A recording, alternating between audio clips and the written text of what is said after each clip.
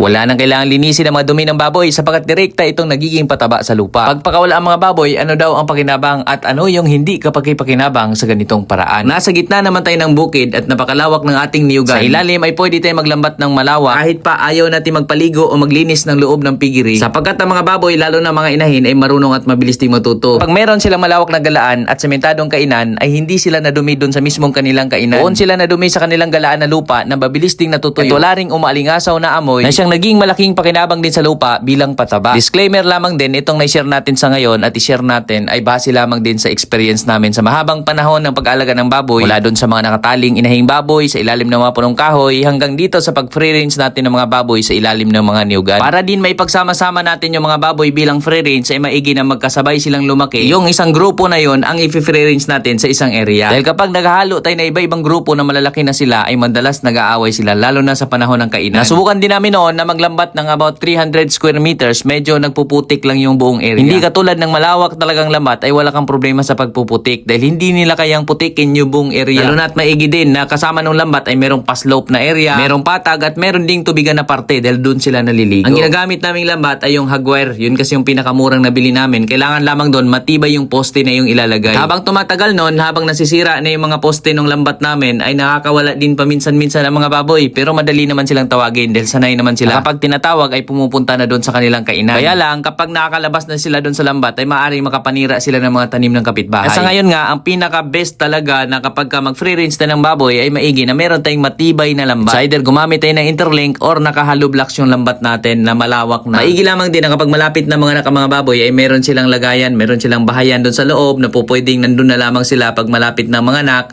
or kapag wala naman tayong papagawa ng housing ng baboy ay habang biik pa lamang sila, sanayin din natin ng tali para hindi sila nagwawala pagka tinatalian natin sila. At doon nga rin pala sa loob ng free range area, bukod sa nakalambat yon, merong parte ng kainan at meron din silang pwedeng masilungan. Kung merong mga kawayan, yan ay malaking advantage din. Or meron tayong mga kubo sa ilalim ay pwede silang sumilong. Although ang mga baboy ay mahilig talaga yan sila kahit na may mga silungan kaming ginawa ay nandun pa rin sila sa ilalim ng mga punong kahoy. Madalas nga ay parang kalabaw din yan sila kung saan may tubigan, nandun sila madalas. Isa pa sa pakinabang nito, kapag naglagay tayo ng mga baboy ay parang inaararo na rin nila yung lupa. Kinakain din nila yung mga insekto, kumakain sila ng mga damo. Yung mga laglag na prutas o yung mga buko na nabibiyak pagkalaglag ay kinakain din ng mga baboy. Doon sa mga tanong kung ano maganda at epektibong vitamins na gamit namin dito sa mga alaga, Multi-V ang ginagamit naming vitamins. Sa pampurga naman ng mga biik, Bulatigok SD, kapag meron tayong napapansin na lagnat ng mga baboy ay bigyan naman natin ng Para-V. Bang doon sa bagong panganak na mga inahin kapag merong impeksyon ay bigyan naman natin ng Amoxil-V. Mga produkto na ginagamit namin sa mga alaga ay yung Tatak San Miguel Animal Healthcare naman. Kaya't malakas maliliksi ang mga alaga namin dito sa bukid.